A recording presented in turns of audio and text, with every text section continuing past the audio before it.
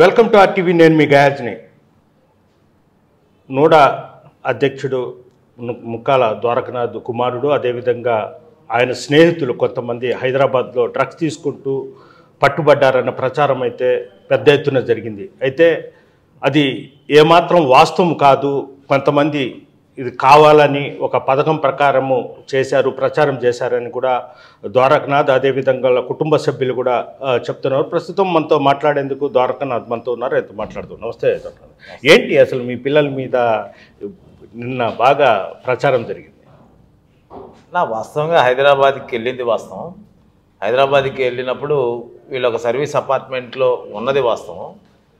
అక్కడ ఎప్పుడైతే ఏ గవర్నమెంటు డ్రగ్స్ని ఎక్కడా కూడా ఎవరు కూడా ఎంకరేజ్ చేయరు, దాన్ని ఉక్కుపాదంతో అణిచివేసే కార్యక్రమాలు అన్ని రాష్ట్రాల్లో కూడా జరుగుతున్నాయి. ఆ క్రమానికి సంబంధించి వీళ్ళ సర్వీస్ అపార్ట్మెంట్లో అక్కడ హైదరాబాదులో ప్రభుత్వం మారిన తర్వాత దాని మీద అక్కడున్నటువంటి ముఖ్యమంత్రి గారు దాని మీద ఎక్కువ ఎఫెక్ట్ పెట్టడం, తద్వారా నార్కోటిక్ కానీ పోలీసు కానీ మొత్తం సర్చింగ్లు చేయడం, రాష్ట్రం హైదరాబాద్ని సిటీని చేసే క్రమంలో వీళ్ళ అపార్ట్మెంట్కి రావడం జరిగింది. వచ్చిన తర్వాత వీళ్ళ 12 మంది నా కుమారుడితో పాటు వాళ్ళ మిత్రులందరూ కూడా నెల్లూరు నుంచి హైదరాబాద్కి వెళ్ళడం జరిగింది. బర్త్డే మేము అక్కడందరం షాపింగ్ చేసుకొని అక్కడే వస్తాము అని చెప్పి వెళ్ళడం జరిగింది. పోయారు, వచ్చారు. ఆ క్రమంలో అక్కడికి వీళ్ళు వెళ్ళిన తర్వాత వీళ్ళని విచారణ నిమిత్తం రమ్మని చెప్పడం జరిగింది. వీళ్ళ సొంత కార్లు వేసుకొని నార్కోటిక్కి వెళ్ళడం జరిగింది. వెళ్ళిన తర్వాత అక్కడ టెస్టులన్నీ కూడా చేయడం జరిగింది. అన్నీ కూడా ఆ రోజు శనివారం సాయంత్రం వెళ్తే అప్పుడే టెస్ట్కి సంబంధించి శాంపిల్స్ తీసుకొని మళ్ళీ పంపించేయడం జరిగింది. పక్క రోజు ఆదివారం కాబట్టి దానికి సంబంధించినటువంటి రిజల్ట్ రాదు కాబట్టి సోమవారం మేము ఫోన్ చేస్తాం, మీరు రండి అని చెప్పి వాళ్ళు గౌరవంగా చెప్పడం జరిగింది. అలాగే వీళ్ళు సోమవారం వాళ్ళకి 12 గంటలకు ఫోన్ వస్తే వీళ్ళు వెళ్ళడం జరిగింది. వెళ్ళిన తర్వాత అన్నీ కూడా నెగిటివ్ రావడం జరిగింది. అందరికీ కూడా అందరికీ రావడం జరిగింది. ఈ లోపల పాపం నా మీద చాలా ప్రేమ కలిగినటువంటి మా మిత్రులు కొంతమంది పని కట్టుకొని వెబ్ ఛానల్స్ దీన్ని బాగా ట్రోల్ చేయడం జరిగింది. నేనేమంటానంటే,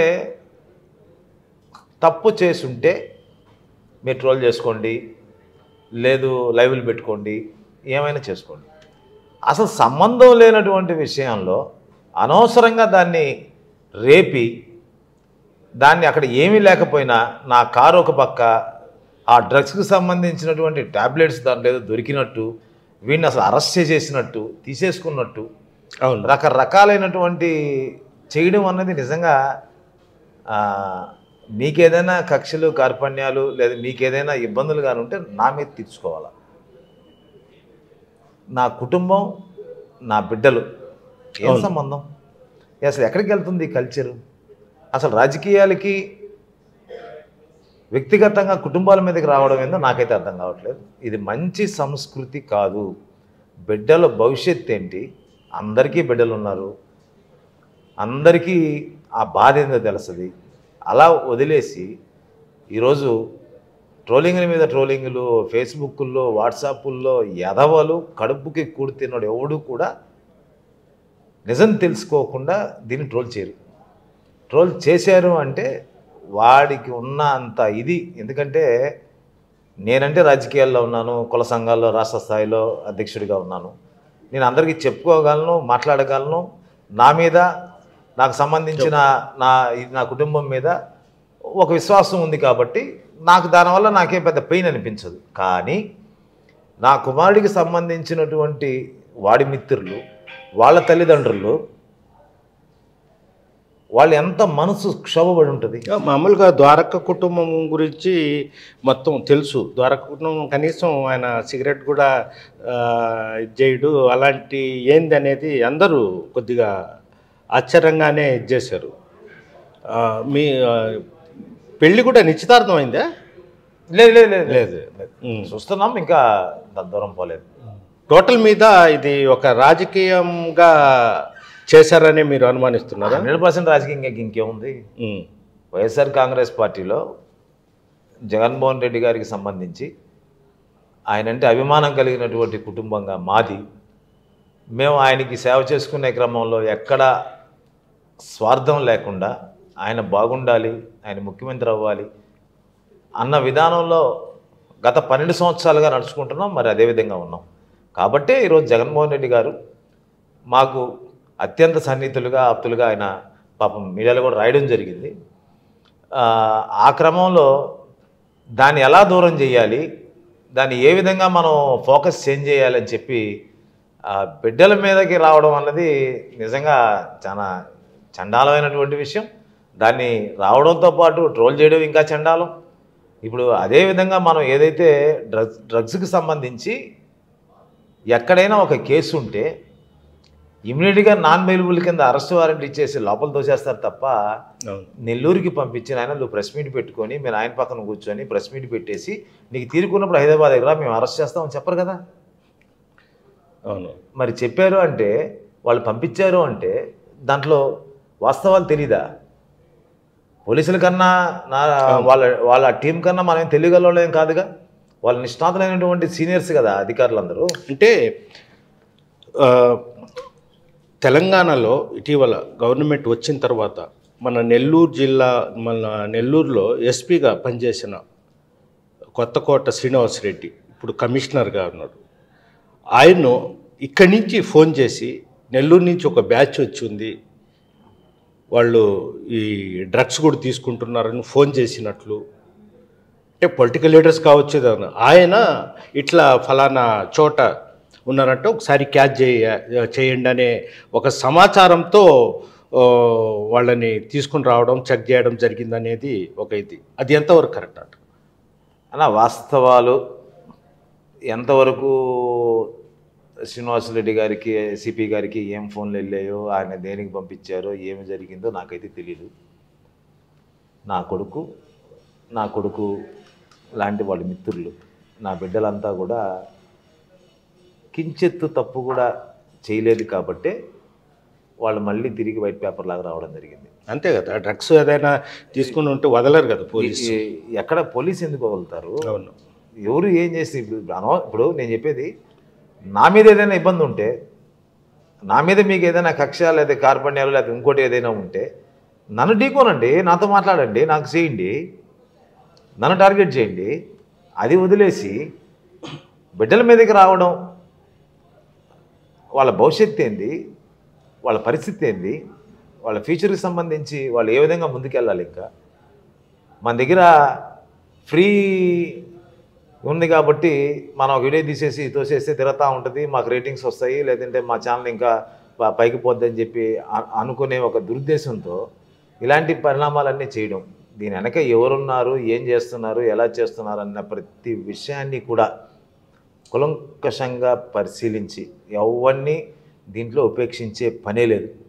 నా మీద ఎన్ని మరకలు వేసుకున్నా నేను కడుక్కుంటాను తప్ప నా కుటుంబం మీద, నా బిడ్డ మీద, నా బిడ్డల స్నేహితుల మీద వేసిన దాన్ని ఎవరైతే వేసారో వాళ్ళ చేత దాన్ని కడిగిస్తా. ఎక్కడా కూడా దాన్ని వదిలిపెట్టే ప్రసక్తే లేదు. నాకు ఇంక వేరే పని కూడా లేదు. ఈ రోజు నుంచి దాని మీదే కూర్చుంటాను. వాళ్ళందరికీ కూడా డెఫినేషన్ సూట్ అయిపోతున్నాను. వాళ్ళందరి మీద ఎవరిని కూడా వదిలే పనే లేదు. న్యాయబద్ధంగా, చట్టబద్ధంగా తీసుకోవాల్సిన ప్రతి చర్యని కూడా తీసుకుంటాను. ఏదైతే వాట్సాప్ల్లో, ఫేస్బుక్ల్లో దాన్ని ట్రోల్ చేశారో అవాస్తవాలని వాస్తవాల్లాగా, బోడిగుండికి మోకాలికి బోడిగుండికి ముడేసినట్టు. అసలు మీ అబ్బాయి విషయం మొత్తం చేసి మీ ఫొటోస్, మీ నోడా చైర్మన్ ఎక్కువగా మీయే చేసినట్టున్నారుగా. అన్నీ నాయే. మిగతా వాళ్ళందరూ వ్యాపారాలు చేసుకుంటూ తిరిగేవాళ్ళు. వాళ్ళకి ఏమీ పొలిటికల్ నాలెడ్జ్ కానీ లేదంటే పొలిటికల్ సైడ్ ఇది కానీ ఏమీ లేదు.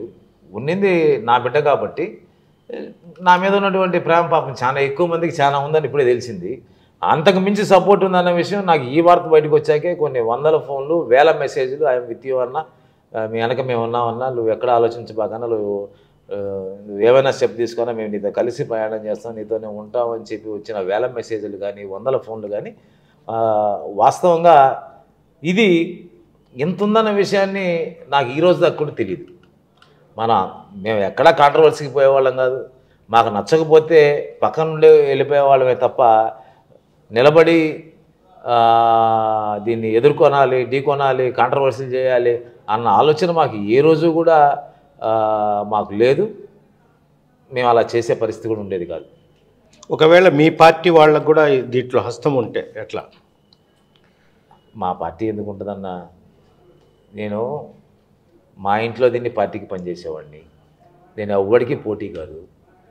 నేను పలానా కావాలా అని చెప్పి టార్గెట్ చేసి పనిచేసేవాడిని కాదు. నాకున్నటువంటి ప్రేమ, అభిమానం వైఎస్ఆర్ కాంగ్రెస్ పార్టీ పట్ల, మా జగన్మోహన్ రెడ్డి గారి మీద ఉన్నటువంటి ప్రేమతో నేను పార్టీకి సేవ చేస్తున్నాను. పార్టీ కార్యకర్తగా నేను ఆశించి చేస్తే ఆశ రాకపోతే అది భగ్నం అయితే అన్నది వేరే. అలా కాకుండా నేను ఒక కార్యకర్తలాగా పార్టీకి సేవ చేస్తున్నా. జగన్మోహన్ రెడ్డి గారికి మా కుటుంబం పట్ల, మా కుటుంబం జగన్మోహన్ రెడ్డి గారి పట్ల అపారమైనటువంటి అభిమానంతో ఉంటాం మేమంతా కూడా. ఆయన కూడా మాతో అలాగనే ఉంటారు. మాకు అంతకన్నా ఏం కావాలా? ఇది పరిస్థితి. కొంతమంది రాజకీయంగా తన ఎదుగుదలను ఓర్వలేకే తన మీద ఇలాంటి విషపు ఇవి చిమ్ముతున్నారు. అదేవిధంగా అన్యం పుణ్యం తెలియని తన బిడ్డలు, అదేవిధంగా తన కొడుకు, అదేవిధంగా అతని స్నేహితుల మీద కూడా డ్రగ్స్ కేసు అనవసరంగా వాళ్ళ మీద మోపి రాష్ట్ర వ్యాప్తంగా తమ కుటుంబ పేరును బదలాం చేశారని కూడా ఇచ్చేస్తున్నారు. అలాంటి దీని వెనకాల ఉండే శక్తుల్ని కూడా తాము వదిలిపెట్టేది లేదని కూడా ద్వారకనాథ్ చెప్తున్నారు. వీడియో జర్నలిస్ట్ వంశీతో గయాజా టీవీ, నెల్లూరు. మరిన్ని వీడియోస్ కోసం ఛానల్ ని సబ్స్క్రైబ్ చేయండి. లేటెస్ట్ అప్డేట్స్ కోసం వాట్సాప్ ఛానల్ ని ఫాలో చేయండి. అండ్ లింక్ డిస్క్రిప్షన్ లో ఉంది.